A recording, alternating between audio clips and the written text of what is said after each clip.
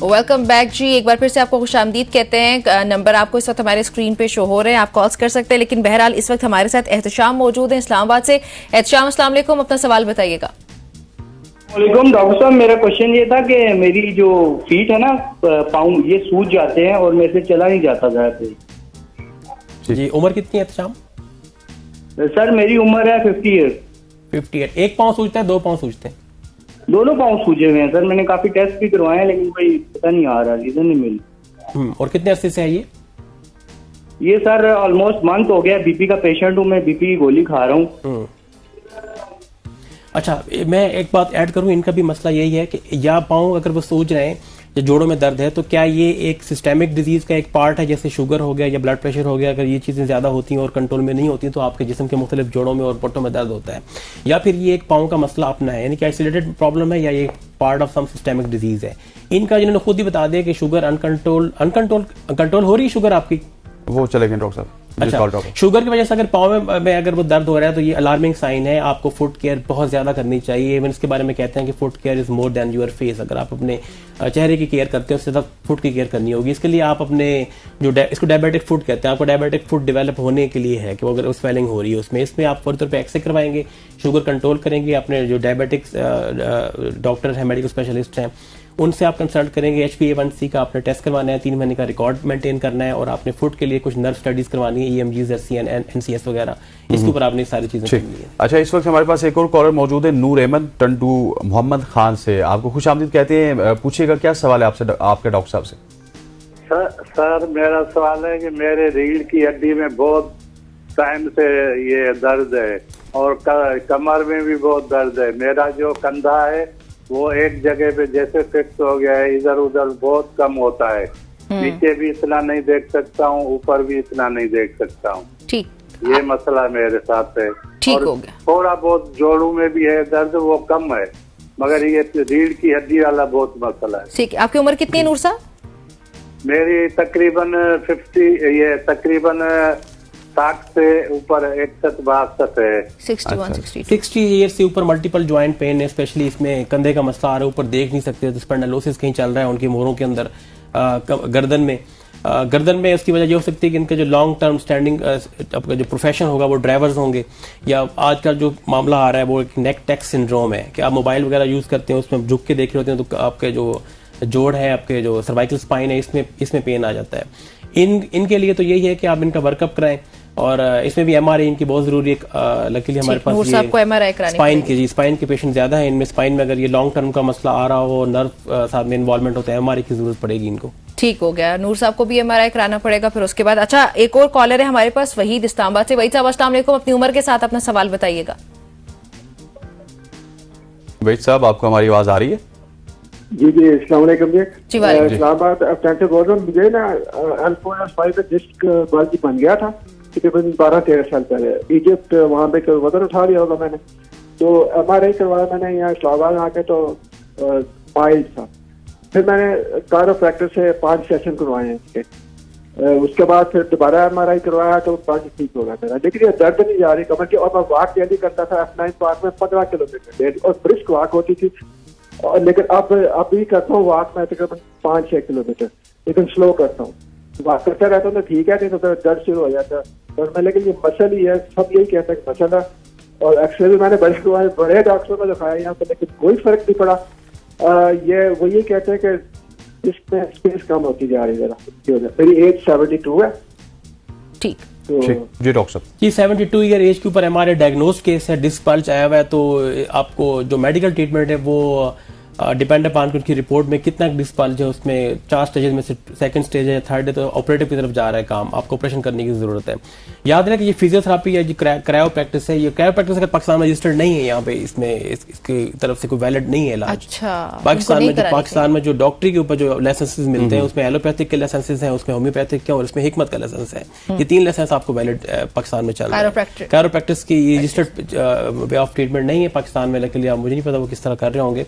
लेकिन इस सूरत हाल में आपको इन चीज़ों से बजाय आपको किसी न्यूरो सर्जन से रब्ता करना चाहिए, ऑर्थोपेडिक सर्जन से, और अपनी ऑपरेटिव इंडिकेशंस के ऊपर आपको जाना चाहिए। इसके बगैर आपका मसला बढ़ जाएगा। असमत हमारे साथ मौजूद है मुल्तान से। जी असमत, पूछिएगा क्या सवाल पूछेंगे, और साथ ही ये भी बताइएगा कि आपकी उम्र क्या है? जी, मेरे पर्सनल मसला नहीं है, मेरी बेटी है, उसकी उम्र 10 साल है। अच्छा। उसे ना पैदाइशी हड्डियों का मसला है, ऑस्टियोजेनिक जिसे बोलते हैं वो ही जी, है। तो वो ना उसकी एक टांग टेढ़ी है जिसकी वजह से ना वो चल नहीं सकती। तो मैं उसको ऑपरेट कराना चाहती हूँ। बहुत डॉक्टर कहते हैं करवा ले, भी टांग सीधी हो जाएगी, लेकिन बाद डॉक्टर कहते हैं कि नहीं, ये हो सकता है कि बाद में 100% ठीक ना हो। तो मैं इसके लिए मशवरा लेना चाहती हूँ। जी डॉक्टर साहब। अच्छा, बच्चों में मैं थोड़ा सा आपको एक्सप्लेन कर दूं कि हड्डी के अंदर एक गोदा होता है, एक नमकियात होती है जी, जिसको मैट्रिक्स कहते हैं या कार्टिलेज को कोलेजन कहते हैं। कोलेजन की कमी पैदाइश से नहीं, पैदाइश में मसला होता है, कोलेजन का बिल्ट इन मसला होता है जब वो यूट्रस के अंदर बच्चा बन रहा होता है, उसमें एरर आ जाता है। इस सूरत हाल को हम कहते हैं ऑस्टियोजेनेसिस इम्परफेक्टा, जो मोस्ट प्रॉब्ली इनकी डायग्नोसिस है। अगर ये मसला बूढ़ों में आ जाता है तो फिर वो ऑस्टियोपोरोसिस कहते हैं उसको, कि बुरबरापन हो गया, बूढ़ों में हो गया। नमकियात की कमी को रिकेट्स कहते हैं बचपन में, और बूढ़ों और जो ओल्ड एज में कहते हैं वो ऑस्टियोमलेशिया कहते हैं। इस केस में ऑस्टियोजेनेसिस इम्परफेक्टा का केस है। मोस्ट प्रॉब्ली इसमें दांत भी बन नहीं रहे होते, आंखों में भी मसला होता है और हड्डियां भी टेढ़ी हो जाती हैं।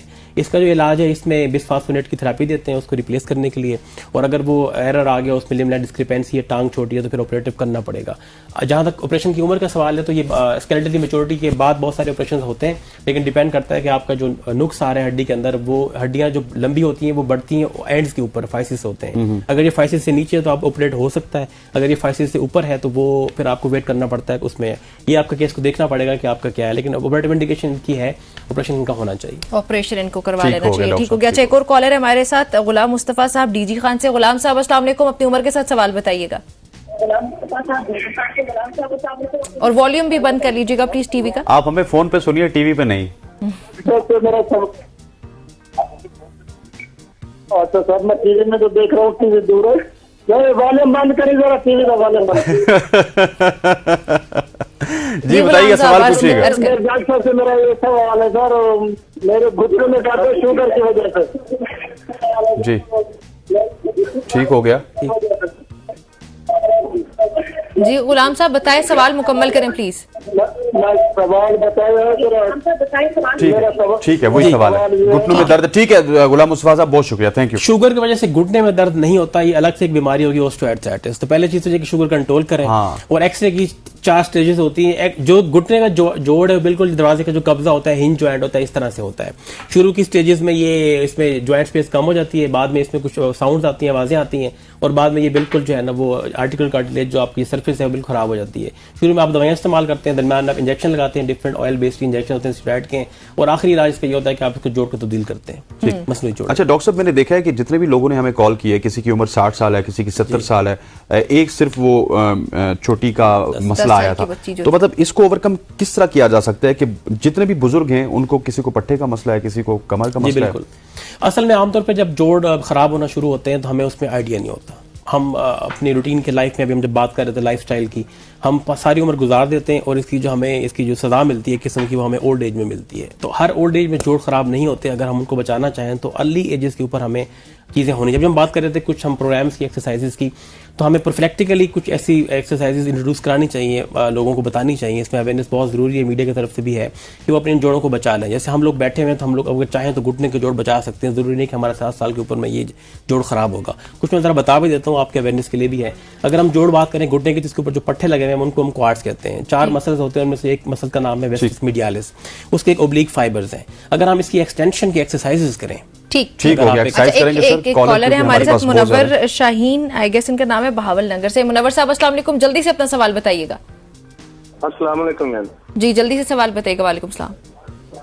मेरा डॉक्टर साहब से सवाल है, को कंसल्ट करना चाह रहा हूँ। मेरी वालदा है, 70+ उनकी एज है जी। तो उनके घुटनों में खला आ चुका है और टखनों में दर्द रहता है बहुत ज्यादा। तो मैं डॉक्टर साहब से पूछना चाह रहा हूँ कि घुटने क्या चेंज करवा लेने चाहिए या कोई मेडिसिन जारी रखनी चाहिए? ठीक हो गया सर, इसका जवाब आप दीजिएगा, लेकिन यहाँ पे मोहम्मद नुमान साहब के भी सवाल ले लेते हैं, मुल्तान से हमारे साथ मौजूद है। जी नुमान, पूछिएगा। नुमान, आपको आवाज आ रही है?